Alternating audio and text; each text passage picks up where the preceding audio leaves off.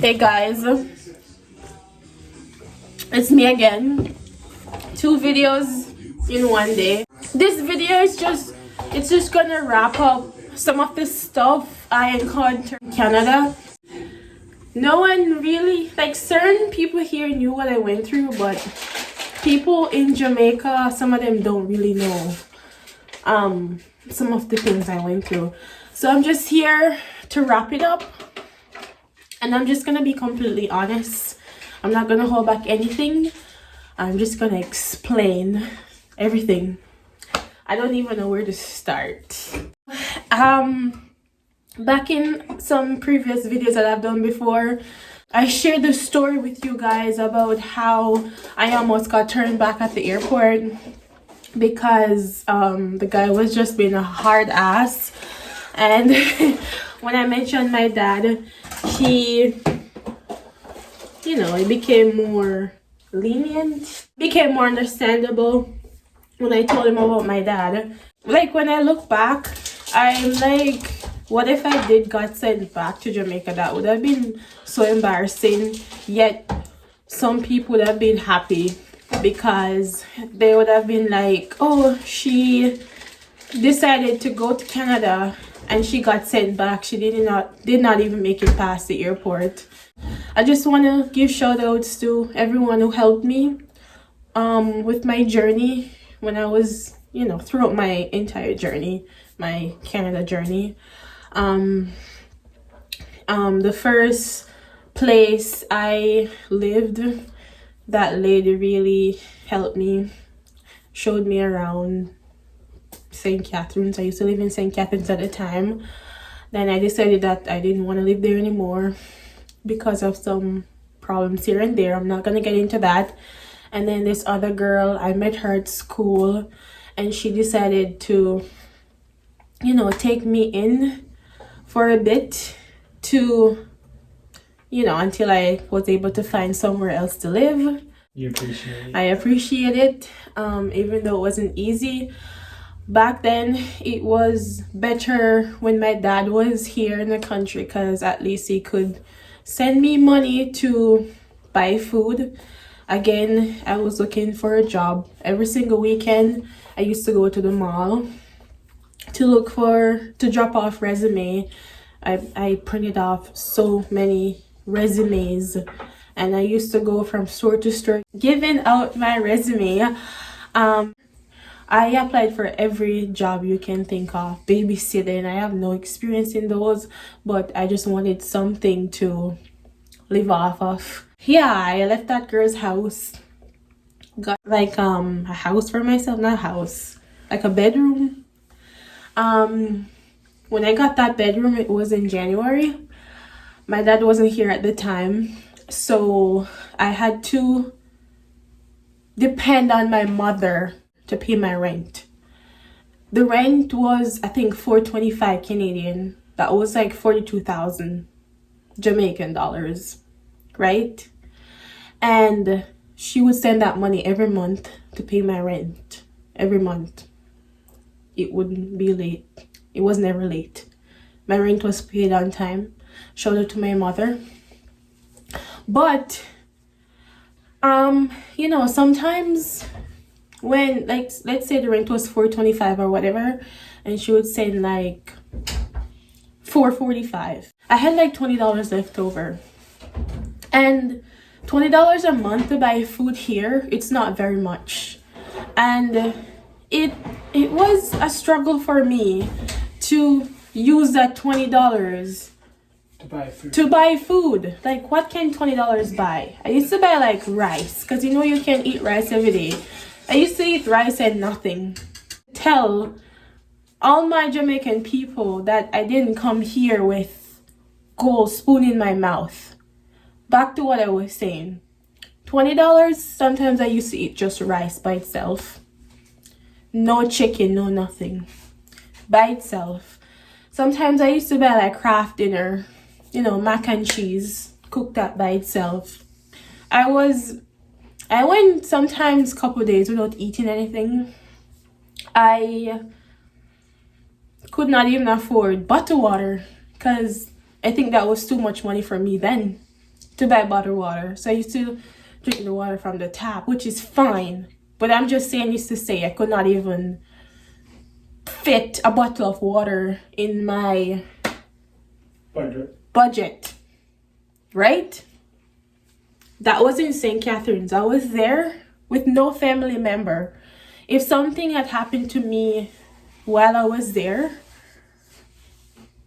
you know, because I used to isolate myself a lot in my room because I used to cry a lot. I was very depressed and questioned why I came here because I didn't know what to look forward to. I didn't know what to expect. So if I had done something to myself or if something had happened in that room, no one would know about it, you know, because I didn't really have friends like that or anyone close to me to, you know, in St. Catharines at the time, right? And I just want to thank Keisha and Jimani for, you know, just having me as a part of their family, inviting me for Christmas, Thanksgiving, and all those big events just to make me feel a little bit at home. A little bit at home. You know, I just want to say thanks to them. So yeah, that was in St. Catharines. And I'm not sure if I told you guys in a video before, but I didn't continue through with Brock because it was so expensive. Like the tuition was expensive. I could not afford it. So I decided to stop going. I went for a year. I went from September to April. Stopped going there. Then I moved back to Stratford. That's where we're from. That's where we're living now. And then I was given a job by Jimani at his work.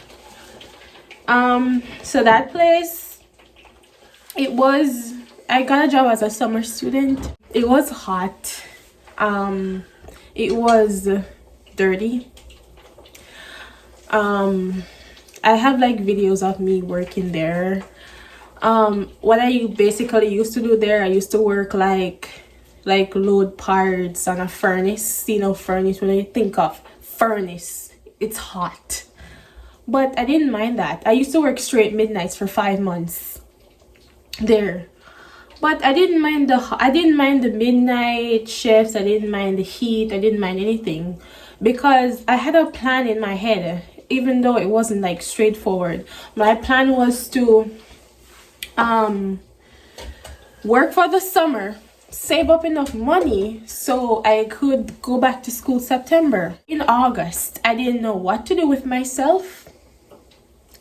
And then I asked Keisha for advice. So in case you're wondering who these people are, they're the ones who took me in when I first came here when no one else would. They're the one who took me in and just reminded me that someone was here, you know? So yeah, I asked her for advice and she told me about a personal support worker here. So basically you go in like hospital, nursing home, retirement home, and you care for the elderly. You assist in their activities of daily living. So like bathing, feeding, etc. Didn't know anything about that. She told me about it and I did my research and I realized that Fanshawe was the closest college to me at the time. But everyone knows international students pay triple the amount domestic student pay. For that year, for international student, it was $18,000 for the tuition. For domestic students, like people who are like citizens or permanent residents in Canada, their tuition was $3,000, right? So I'm like, oh my gosh, $18,000. How am I gonna come up with this much money? I tried to apply for OSAP. So OSAP is like a loan for school here. They wouldn't give me OSAP because I'm international. I couldn't get grants or bursaries nor anything. Everyone in my class got bursary. They got their their gas money, their tuition, books, everything reimbursed to them that they paid for. And me, I did not get reimbursed for anything. I paid $18,000 out of pocket. So that is like, I'm gonna tell you the estimate at the bottom in Jamaican currency. Luckily, the job I had in the summer as a summer student, I saved more than half of it to pay my tuition. But the next obstacle was to pay the other $8,000. I got help from my parents, and the rest I did credit card. Like, I got a credit card and I paid for the rest. It's all paid for. I have a perfect credit score, so don't worry about that. Don't come for me. That was not all. I had to pay for travel because I used to take the train to London where my school was. I took the train there. I had to pay for travel, books, tuition, any little thing they're giving you in class, that stethoscope. I had to pay for it out of pocket. I was working, right? I was working and I paid for all my shit. I thought my classes were during the week, but luckily, thanks be to God, there weren't. My classes weren't during the week. It was on the weekend, even though it was full-time. So I got lucky there.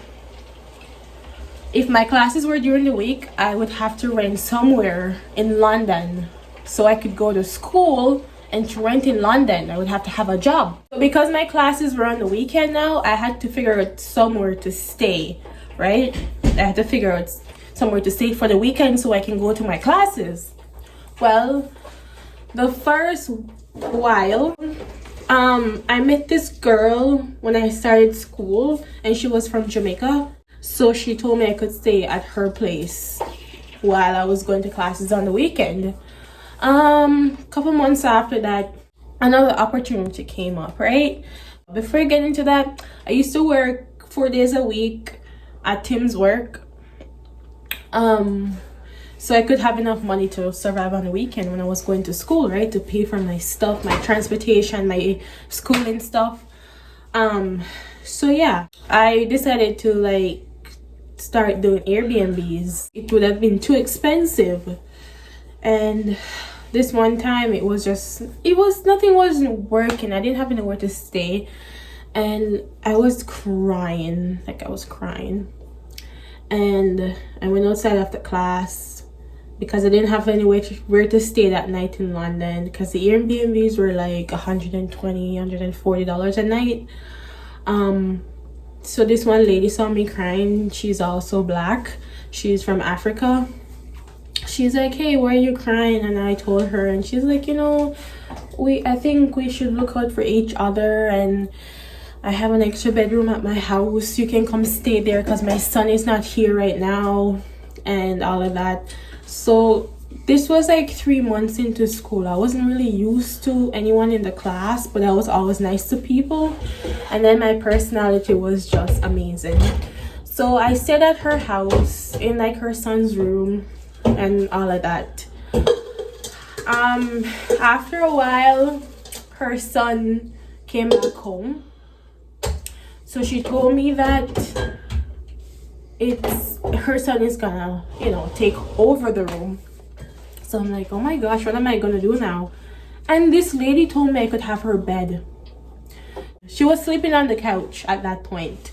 So she slept on the couch and I slept in her bed.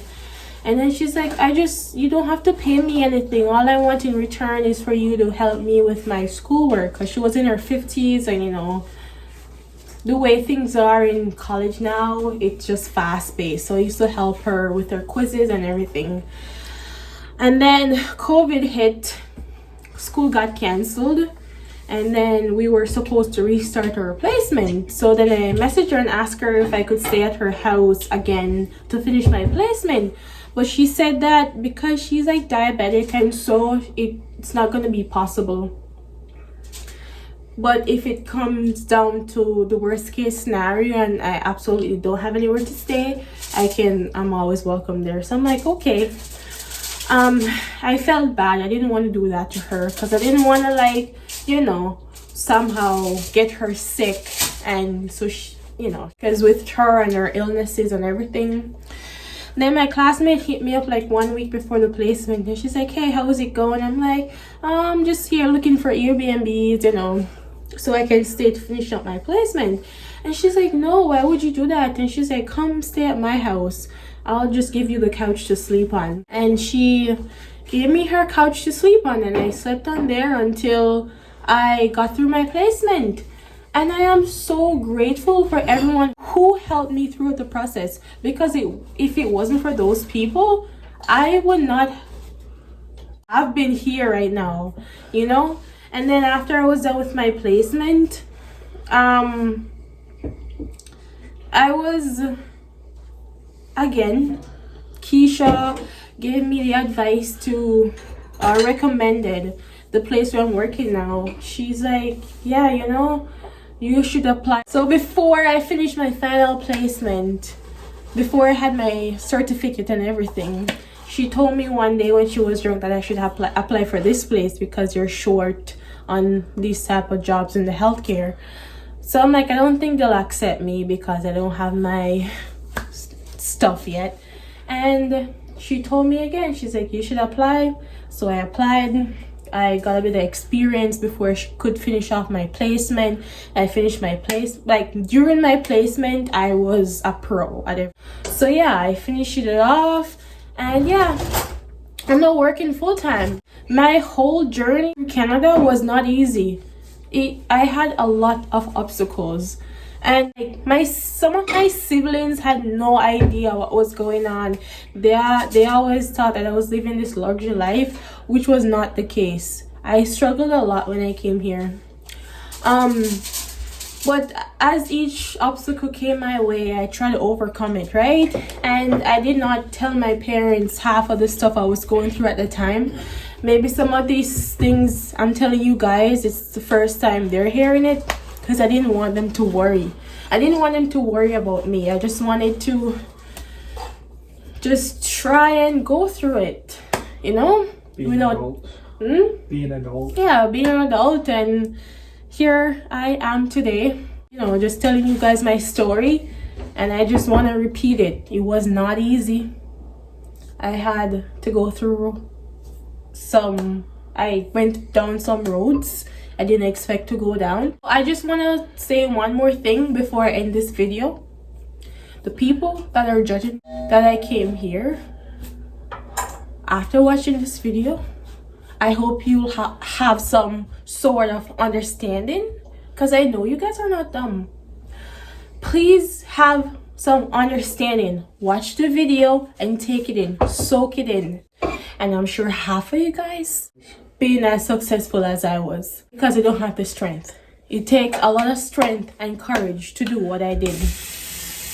And I honestly, in my community where I'm from, I did not know of anyone who came through this pathway that I did, you know. So yeah, thank you guys for watching the videos. What sometimes people don't think before they say, they're just like, oh yeah, she went to Canada and it was all easy. No, it wasn't.